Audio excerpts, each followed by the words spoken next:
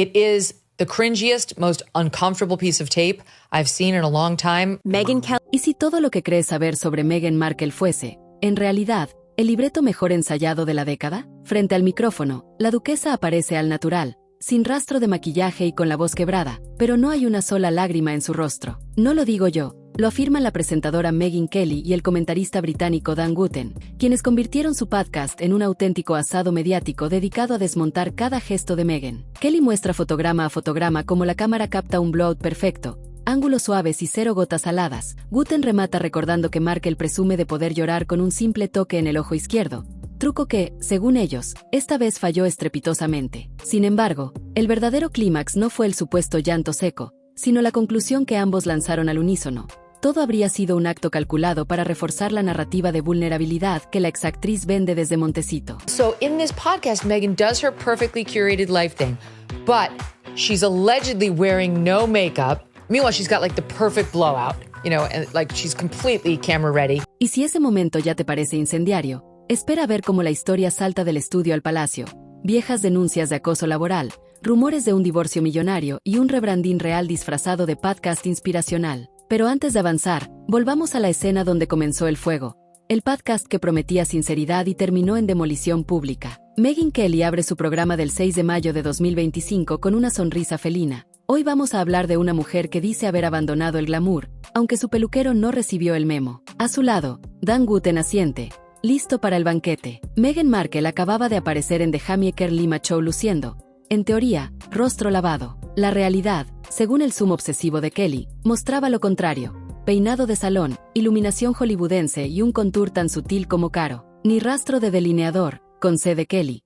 Pero todo lo demás grita producción de alto nivel. La conversación sube de tono cuando los presentadores reproducen el instante en que Meghan lleva un pañuelo a sus ojos. Pausa. Acercamiento. ¿Dónde está la gota?, pregunta Kelly, mientras Wootton cita la anécdota. Markle habría presumido en set de rodaje de poder disparar lágrimas con un simple tap en el párpado izquierdo. Esta vez, sentencian, ni un brillo traicionero apareció. Take a close-up look at this. Where's the tear? There's nothing there. Look, it's an actor's trick. She just keeps wiping and wiping and wiping. El público del podcast, y ahora el de YouTube, observa el supuesto quiebre emocional y, de pronto, todo se siente coreografiado. La mano que limpia algo inexistente, el suspiro perfectamente medido, el silencio dramático. Para Kelly, es teatro de método. Para Wootton, la confirmación de que Meghan domina el arte de la vulnerabilidad rentable. Y aquí dejamos la escena congelada, pañuelo en alto, sin una sola lágrima a la vista. Porque el siguiente acto no ocurre ante micrófonos, sino entre inversoras y fundadoras donde, dicen sus críticos, la duquesa cambia las luces del estudio por el brillo de su propia leyenda. Apenas semanas después del llanto sin lágrimas, Meghan estrenó un episodio especial de Confessions of a Female Founder. La invitada parecía perfecta para un relato de superación. Hannah Mendoza, fundadora de Clever Blends, la marca de lates instantáneos que Markle financió en 2020. Pero bastaron 10 minutos para que el guión se volteara. La anfitriona habló más de su propia valentía al invertir que del recorrido emprendedor de Mendoza. La dinámica era innegable. Meghan, inversora jefa, y la invitada, agradecida casi en modo devocional. Cada anécdota sobre madrugones y sacrificios terminaba con un gracias a tu apoyo, Meghan. El resultado, según críticos que siguieron el episodio, fue menos entrevista y más publireportaje cuidadosamente empaquetado. Dan Wootton lo calificó de obra maestra del control narrativo. La duquesa elige a personas que dependen económicamente de ella y le cede el micrófono, solo para que vuelvan el reflector hacia su propia grandeza. Kelly coincidió, no es un podcast, es una sesión de autoelogio con público cautivo. Y mientras la audiencia debatía si aquello era inspiración o propaganda, otro frente, mucho más explosivo, se reabría al otro lado del mundo. Transición. Porque, mientras Meghan afinaba su narrativa de empresaria altruista, un ex empleado real desempolvaba un expediente que huele a pólvora palaciega. En febrero de 2025, 60 Minutos Australia lanzó una entrevista que sacudió los cimientos ya tambaleantes de la imagen. El protagonista, Jason Knauf, antiguo secretario de comunicaciones de Harry y Meghan y, desde 2023,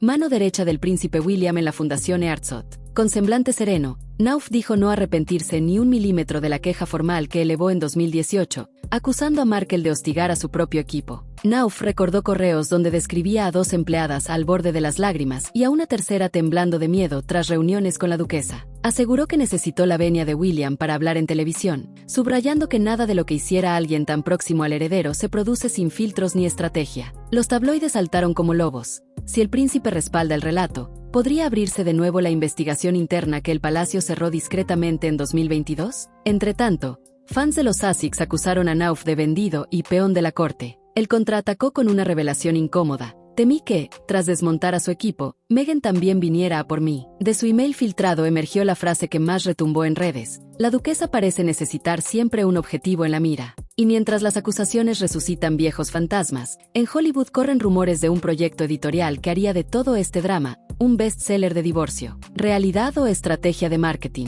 Eso lo descubriremos en la próxima entrega. Mientras el expediente de bullying volvía a copar titulares, Hollywood empezó a susurrar algo todavía más jugoso. Meghan estaría tanteando editoriales para publicar su versión de la ruptura, antes de que la ruptura siquiera suceda. La bomba estalló cuando Vanity Fair filtró que el equipo de la duquesa sondeó una biografía posdivorcio entre ejecutivos de Nueva York. La prensa sensacionalista, faltaba más, añadió que varias grandes casas editoriales recibieron el pitch con la palabra mágica, 20 millones de pesos. ¿Exageración? Tal vez. Pero Megyn Kelly se encargó de servir más leña. Aseguró conocer a un amigo íntimo del exesposo de Meghan, Trevor Engelson, quien juraría haber visto, años antes de que el príncipe apareciera, un vision board con la foto de Harry pegada al centro. El relato encaja con la teoría de matrimonio estratégico. Meghan habría diseñado su ascenso real desde el tablero de corcho de su apartamento en Los Ángeles. Cuando en el podcast de Jamie Eker Lima le preguntaron si escribiría sus memorias, la exactriz respondió con un "aún no he vivido lo suficiente" que sonó, según Kelly,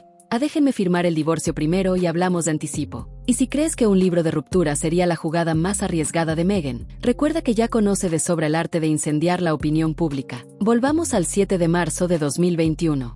Con 13 millones de británicos pegados al televisor, Meghan desveló ante Oprah Winfrey que había pensado en apagarse para siempre y que dentro del palacio se hablaba, en voz baja, sobre qué tan oscuro sería el tono de piel de su hijo Archie. El especial duró 85 minutos, pero cada frase retumbó como dinamita en Buckingham. 3 meses después llegó otra detonación, el nacimiento de Lilibet Diana. El problema no fue la bebé, sino el nombre. Lilibet era el apodo más íntimo de la reina, usado solo por familiares directísimos. Elegirlo justo después de acusar al palacio de racismo pareció, para muchos cortesanos, un gesto de branding calculado. Un reportaje posterior detalló que Isabel II se sintió profundamente infeliz con la maniobra. Y, como si faltara gasolina, la gira neoyorquina de 2021 selló la percepción de predicar empatía en tacones de lujo. Meghan visitó la escuela pública PS 123 en Harlem, donde el 94% de los niños recibe comidas gratuitas, con un conjunto Loro Piana valorado en unos $7,500 americanos. Las fotos de aquella alfombra escolar, entre risas infantiles y cachemira italiana,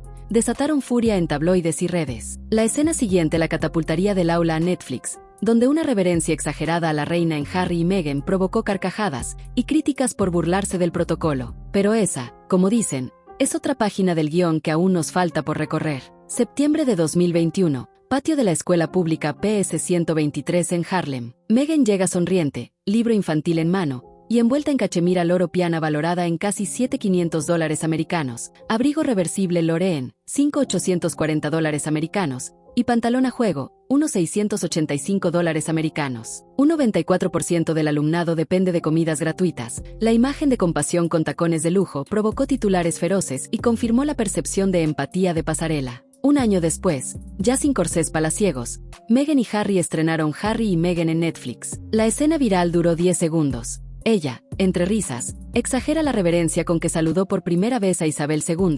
Él, rígido, apenas sonríe. Cuerpos expertos en lenguaje no verbal detectaron enojo, cejas fruncidas, mandíbula tensa. La prensa británica lo tradujo como vergüenza ajena del príncipe. Pero lejos de bajar el tono, la duquesa usó la polémica como trampolín para su próximo acto, un imperio lifestyle al más puro estilo Martha Stewart, versión Montecito. En marzo de 2025, Netflix lanzó With Love, Meghan, 8 episodios de cocina orgánica, arreglos florales y rituales de té bajo el sol californiano. El tráiler vendía recetas que sanan el alma y momentos de gratitud, mientras el press kit recordaba que la serie ya tiene temporada 2 pactada para otoño. El momento más comentado llegó cuando la actriz guionista Mindy Kaling, invitada al primer capítulo, la presentó como Meghan Markle. Meghan sonrió y corrigió, casi susurrando, "Ya sabes, ahora soy Sussex. Fue un segundo, pero suficiente para incendiar TikTok y reactivar la crítica. Quien renegó del título cuando huyó de Londres hoy lo blande como sello premium. Detrás del show, una estrategia multicanal ya rueda. La línea ACBer vende desde mezclas de crepes hasta miel de azahar, las recetas del programa enlazan con la tienda online, y el podcast quedó en pausa para dedicar toda la agenda al nuevo negocio. Entre outfits de lujo, docuseries virales y rebranding gastronómico, Meghan pule su corona propia. Pero aún falta la última pregunta: ¿es filantropía, marketing o la actuación más rentable del siglo? En la próxima parte lo descubriremos. Para Megyn Kelly la respuesta es clara. Meghan no se casó con el príncipe por romance sino por posición, y lo demuestra recordando el supuesto vision board donde, años antes de conocerlo, ya tendría la foto de Harry pegada en el centro. En su podcast, Kelly insinúa además que la duquesa estaría calentando motores para un bestseller de ruptura, rumor que saltó a los tabloides cuando Vanity Fair reveló acercamientos de su equipo a grandes editoriales para negociar un libro del divorcio valuado en $20 millones americanos. ¿Exageración? Los portavoces Sussex lo niegan y amigos de Harry califican el chisme de sin una pizca de evidencia, pero ni eso apagó la mecha. Cada nueva aparición pública se analiza con lupa buscando señales de crisis. Incluso la respuesta de Meghan, esa voz que sube un par de octavas para decir sí,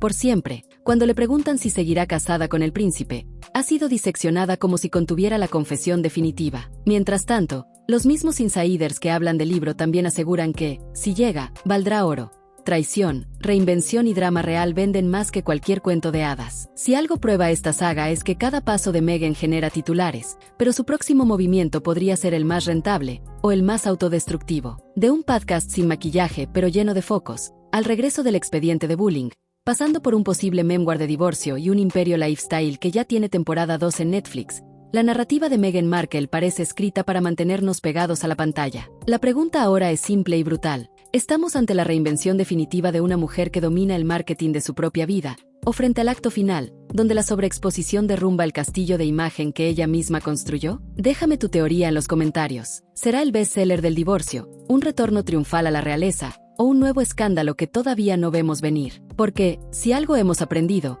es que el siguiente capítulo siempre llega, y casi siempre supera al anterior.